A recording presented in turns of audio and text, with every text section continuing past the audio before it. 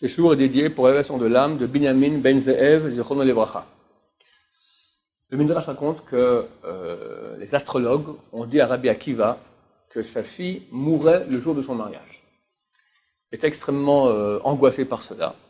C'est pas les astrologues qui est aujourd'hui à la radio, d'accord, qui racontent des histoires. C'est des vrais astrologues qui voyaient vraiment, et d'habitude, ce qu'il annonçait se réalisait.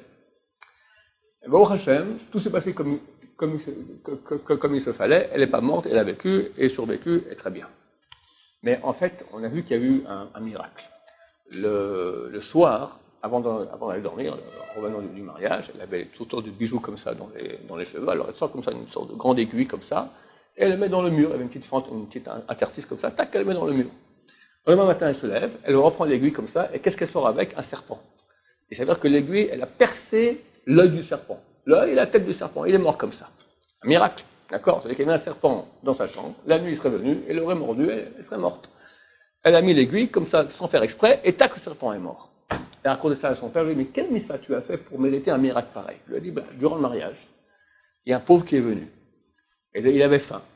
Et tout le monde était occupé, personne ne s'occupait de lui, le monde pouvait venir manger, personne ne s'occupait de lui. Alors je lui ai donné ma ration à moi en tant que marié, je lui ai donné à lui.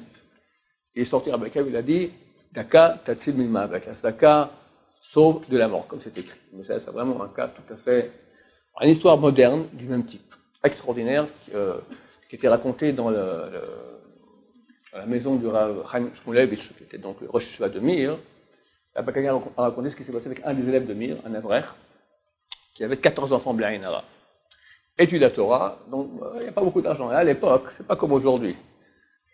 Il y a 50 ans, il n'y avait pas ce qu'on a aujourd'hui. On est très très loin de cela, d'accord? Il avait dans son frigo 2 poulets qu'il avait déjà achetés quelques semaines auparavant dans le congélateur pour la fête.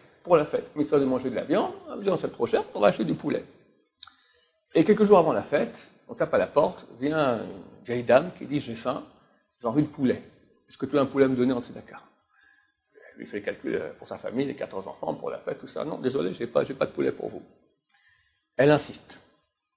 Alors, il s'est dit, si Hachem m'a envoyé maintenant une femme qui demande du poulet, et moi j'ai du poulet maintenant dans le frigo, je ne vais pas refuser. Bon, écoutez, je vous ai dit non, mais je change d'avis, attendez une seconde, je reviens. Il va, il ouvre le frigo, qu'est-ce qu'il voit dans le frigo? Il voit son fils, de 3 ans, dans le frigo tout bleu. C'est les vieux frigos à l'époque. On pouvait ouvrir de l'extérieur, mais pas de dedans. Celui qui est dedans, il ne peut pas ouvrir. Et il était en train de geler. Ils ont vite appelé les secours. Les médecins ont dit encore quelques minutes, il restait là-bas, il était mort. Tzedaka tatsil mimma, la tzedaka sauvera de la mort. Je ne sais même pas si c'est peut-être pas Eliyahu Hanavi qui est venu maintenant. Parce qu'Eliyahu Hanavi, il vient des fois déguisé en vieille dame, demander du poulet. C'est bizarre qu'une bonne vieille va demander du poulet, d'accord? C'était une épreuve. Si maintenant il donne, il fait un effort sur lui-même très très grand, il aura la vie de son fils qui sera sauvé. Et sinon, chassé shalom. Messieurs, c'est comme ça durant toute la vie. La tzedaka, elle a un pouvoir énorme de sauver. Il ne faut pas lésiner. Le jour à dit, on ne peut pas être pauvre de la tzedaka. Et le tour dit au contraire, quand on a la tzedaka, ça amène beaucoup de richesse. On ne peut pas perdre avec cela. Que nous aide à convaincre notre cœur de donner beaucoup de tzedaka. Et en plus, ça rapproche énormément de la Géoula. Baruch Adonai, l'olam, amen, amen.